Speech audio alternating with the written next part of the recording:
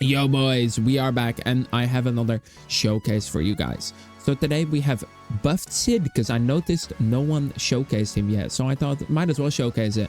So he's level 108 with unique, has very good stats, I would say, S plus SSSS. So that is pretty close to SSS. His stats are good. He has a decent curse, minus 6.6 SPA, minus 6.1 range. Pretty good. Yeah, he of course has unique because, you know, you gotta have unique on the goat. And I want to showcase him real quick. So let's do that. I want to just get my money unit in here. I want to just get CEO in here so I don't have to be in game for like 10 years. Let's showcase him in green planet. That is completely fine. And let's go. So Sid is a very strong unit. That's what I can say. Like, he's really strong.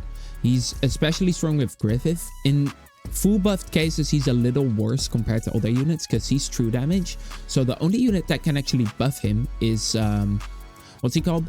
Griffith. He doesn't get buffed by like Irwin or something like that. The only unit that can buff him is Griffith, which that is his only downside, but it's also his upside that makes him really meta for modes like Infinity Castle and all that sort of stuff. Like Infinity Castle he's really good for because of all the debuffs. He's just universally good for that because, you know, you don't need any, like, you're not going to use a freaking fire like if you have a guts and that's debuffed in the Infinity Castle stage, that won't be as good basically. So he doesn't get debuffed. I'm pretty sure it's impossible for him to get debuffed. He's always like neutral, if that makes sense. Or when Dark is buffed, he does get buffed. I'm pretty sure he is buffed against Dark enemies and such. So that is really good. He's definitely a really good unit. I'm pretty sure he's like one of the best Infinity Castle units in the game. So that is very nice. And of course, if you get him unique, you should be able to get really high in Infinity Castle too. But yeah, so let's take a look. So he starts off at upgrade 0 at level 108 with unique, decent stats with a decent curse. He starts off with 139,000 damage with 5.3 second SPA with 18 range. So his range is decent, or his AoE is, I wouldn't say too bad, but his range is, you know, not the best. Let's take a look at the VFX real quick. It's pretty nice. It's not the worst, but yet again, we do have to consider that these VFX are like basically over a year old now, but it's still decent. You know, it's not the best anymore, but it's still fairly solid. Let's just go max our money units because otherwise we're never gonna get this over with. So he does do 139k, which is very good. He's a very good placement unit, to be fair. A really good placement unit actually. The only issue with him on placement is that he's not hybrid yet. I'm pretty sure he goes hybrid in his full AoE form. So let's go. So upgrade 1, he does 232k with 4.9 second SPA with 20 range. So he keeps the same SPA, or he keeps the same range. No, I think it's range 1 upside E2, but yeah, you can see right here, he's already like, his damage increase in his earlier upgrades, it's really good. He's a goated placement unit, apart from the fact that he doesn't hit air. So if you want to hit air, should choose something like a Dark Mage, but in this case, you know, he's very good. Pretty sure he's pretty expensive to get the hybrid, but it's not like too bad, you know.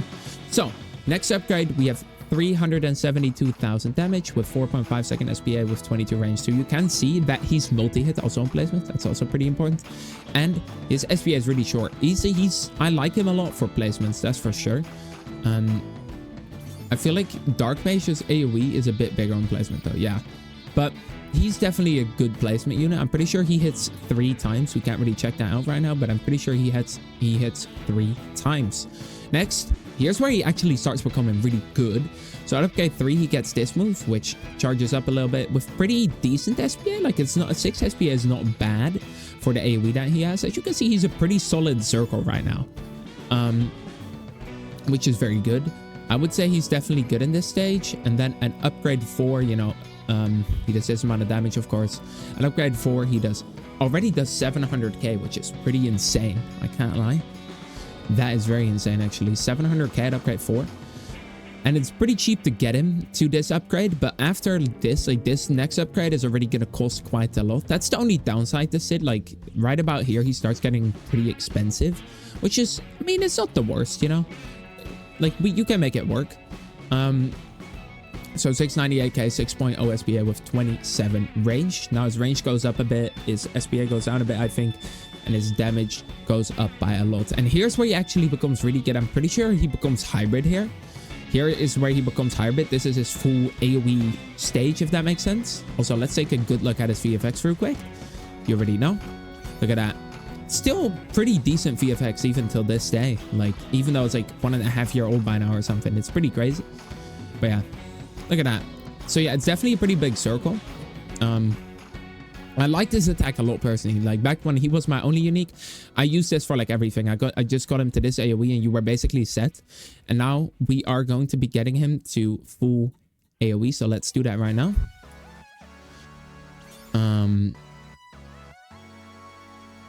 Let's see. He has a very nice looking attack. It says like, I am atomic. Look at that. I am nuclear. Oh, wait.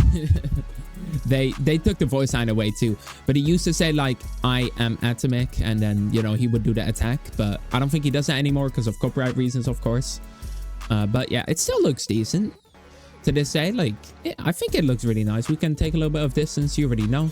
And here's actually where he becomes hybrid. I'm pretty sure this is maybe even still the best looking I'm atomic nowadays even. I like it a lot. It looks very clean with the text and everything. Definitely a very nice looking attack. So he does 1.67 million. Also, I don't know if I mentioned it yet, but I do have 2 limit broken units on my team. So he does get a 10% damage boost. Just factor that in. So 1.67 mil with 2.04 mil, you know. And he goes down in SPA and he goes up in range. His range is fairly good for a full AoE unit, I would say. Like, whereas Guts has pretty small range, you know, he has pretty good range, I can't lie. So he goes up to 2.4 mil, like I said.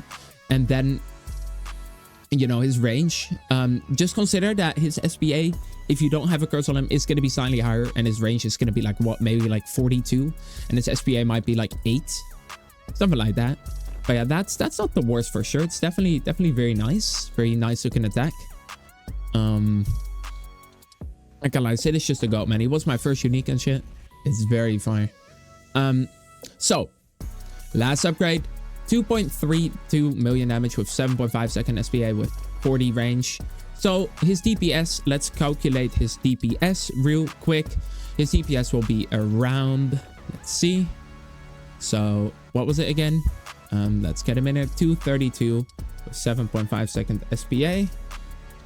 That would be about 309k DPS. And then full buffed, because you know, full buffed, he's about 620,000 DPS because, you know, he doesn't get buffed by Urban or Renda, like I said earlier. So he is very good. He's, I'm pretty sure, one of the best universally, like, best Infinity Tower, Infinity Castle units. I definitely recommend you get him 100%. I'm pretty sure you actually want to get him soon because he might be going away next update. So unless you want to trade for him, you might actually want to get him now while you still can, because the update is about to be soon probably. And then, yeah, please consider leaving a like, subscribing. Have a nice day, and bye-bye.